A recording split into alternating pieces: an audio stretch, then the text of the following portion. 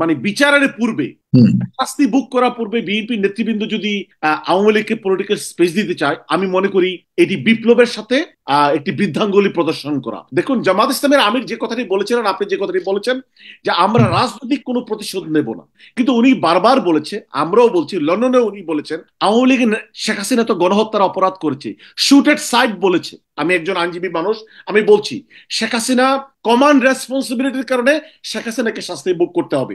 এই ব্যাপারে ডক্টর শফিকুর রহমান অথবা জামাত ইসলামী কেউ কখনো সিম্পিতি দেখাতে পারে না, এবং এটি দেখানোটা জাতির সাথে বিশ্বাসঘাতকতা। মির্জা ফখরুল হয়তো কিছুটা লিনিয়েন্ট টুয়ার্ডস হুম। আওয়ামী লীগ, এই কারণে লিনিয়েন্ট।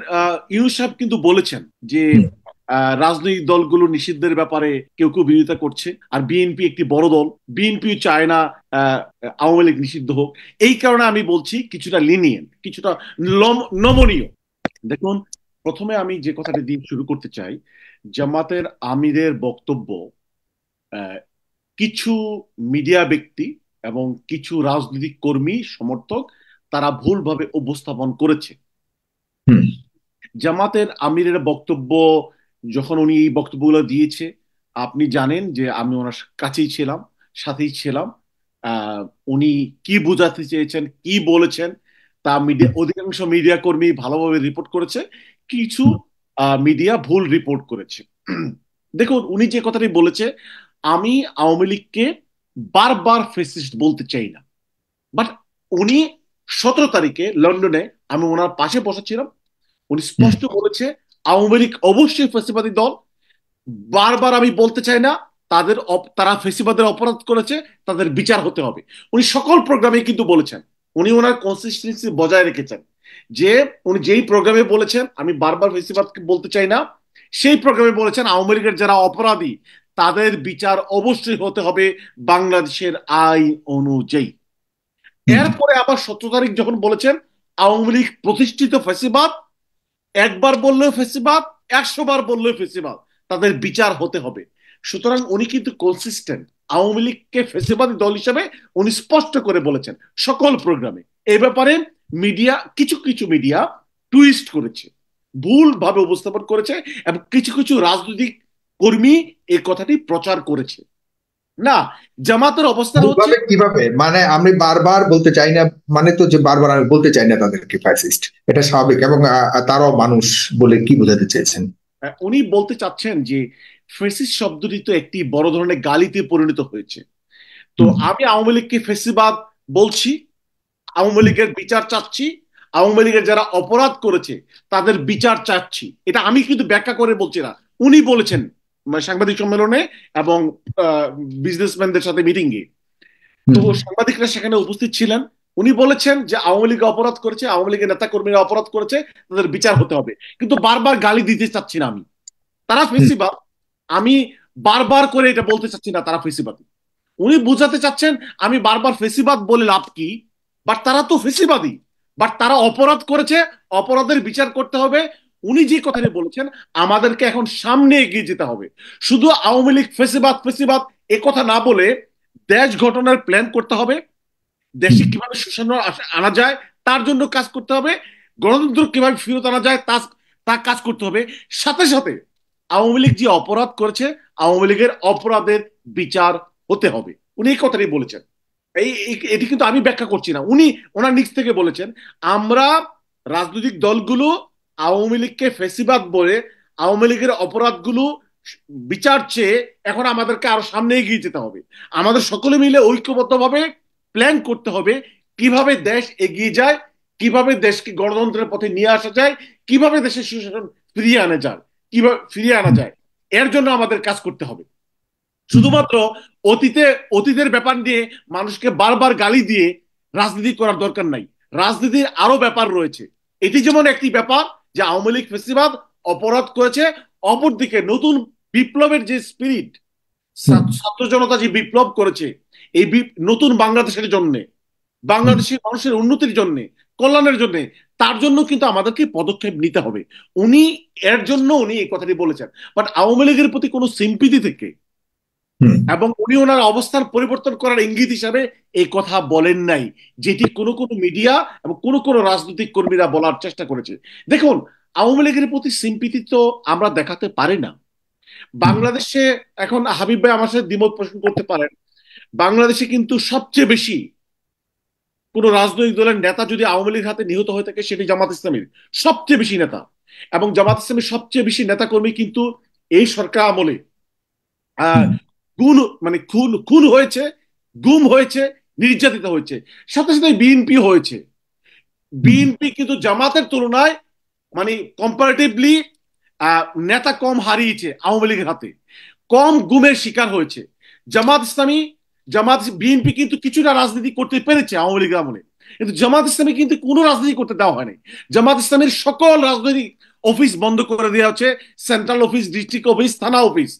মহিলারা রমজান মাসে ইফতার প্রোগ্রাম করতে গিয়েছে, মহিলাদের পর্যন্ত অ্যারেস্ট করা হয়েছে, ছাত্রীদেরকে পর্যন্ত অ্যারেস্ট করা হয়েছে। ইসলামিক কোনো প্রোগ্রাম করতে দেওয়া হয়নি। এই দলগুলোর জামাত ইসলামী নেতা হারিয়েছে এবং রাজনৈতিক সকল অ্যাক্টিভিটিস থেকে তাদেরকে মানে বঞ্চিত করা হয়েছে। জামাত ইসলামী সবচেয়ে বড় নির্যাতিত দল এই সরকার আমলে। তাদের নিবন্ধন শুধু কেড়ে নেওয়া তো হয় নাই, তাদেরকে ব্যান পর্যন্ত করা হয়েছে, নিষিদ্ধ পর্যন্ত করা হয়েছে। এই দল আওয়ামী লীগের প্রতি সিম্পিতি পোষণ করবে এটি ভাবাও আমি মনে করি এটি কল্পনার ব্যাপার। এটি বড় ধরনের আহ কল্পনা শক্তি কারো না থাকলে এই ধরনের কথা কেউ বলতে পারে না। বাস্তবতার সাথে এটির কোনো মিল নেই। দেখেন, দেখুন জামাত ইসলামের আমির যে কথাটি বলেছিলেন, আপনি যে কথাটি বলেছেন যে আমরা রাজনৈতিক কোনো প্রতিশোধ নেব না, কিন্তু যারা অপরাধ করেছে সে অপরাধের বিচার হতে হবে। অর্থাৎ জামাতকে আওয়ামী লীগ রাজনীতি করতে দেয় নাই, হুম, অফিস বন্ধ করেছে, নেতাদেরকে অ্যারেস্ট করে রেখেছে, কোনো মত প্রকাশের স্বাধীনতা নাই। সুতরাং তারা রিভেঞ্জ প্র্যাকটিস করবেন না। কিন্তু উনি বারবার বলেছে, আমরাও বলছি, লন্ডনে উনি বলেছেন আওয়ামী লীগ শেখ হাসিনা তো গণহত্যার অপরাধ করেছে, শুটেড সাইড বলেছে। আমি একজন আইনজীবী মানুষ, আমি বলছি শেখ হাসিনা কমান্ড রেসপন্সিবিলিটির কারণে শেখ হাসিনাকে শাস্তি ভোগ করতে হবে। এই ব্যাপারে ডক্টর শফিকুর রহমান অথবা জামাত ইসলামী কেউ কখনো সিম্পিতি দেখাতে পারে না। এবং এটি দেখানোটা জাতির সাথে বিশ্বাসঘাতকতা। আমরা যদি অথবা কোনো রাজনৈতিক দল অথবা কেউ যদি শেখ হাসিনা এবং আওয়ামী লীগের গণহত্যা এবং গুম খুনের পক্ষে কথা বলে তারা জনগণের সাথে বিশ্বাসঘাতকতা করলো, আমরা এবং জামাত ইসলামীর আমির এবং জামাত ইসলামী এই বিশ্বাসঘাতকতা করতে পারে না। যারাই আওয়ামী লীগের প্রতি সিম্পিতি দেখাবে তারা জনগণের কাছে বিশ্বাসঘাতক হিসেবে প্রমাণিত হবে। আওয়ামী লীগ অপরাধ করেছে, অপরাধের হুম, শাস্তি তাদেরকে ভোগ করতে হবে। আর আওয়ামী লীগকে রাজনীতি করতে দেওয়া হবে কিনা আপনি যে কথাটি বলেছেন, দেখুন হুম। আওয়ামী লীগকে রাজনীতি করা দেওয়া, বিএনপি তাহলে কি চাচ্ছে বলে আপনি মনে করছেন? বিএনপির বক্তব্য আমি আমি আসছি আমি আলমগীরের কিভাবে দেখেন? কারণ আমি আমি এরপর আসছি হাবিবের আমি কাছে আসছি যাচ্ছি এক বিষয়। আমি আসছি আওয়ামী লীগকে রাজনীতি করতে দেওয়ার আগে তাদেরকে শাস্তি ভোগ করতে হবে। তারা গণহত্যা করেছে, জনগণের উপর গুলি চালিয়েছে, রাজনৈতিক দলকে নিষিদ্ধ ঘোষণা করেছে, ফেসিস্টের মতো আচরণ করেছে।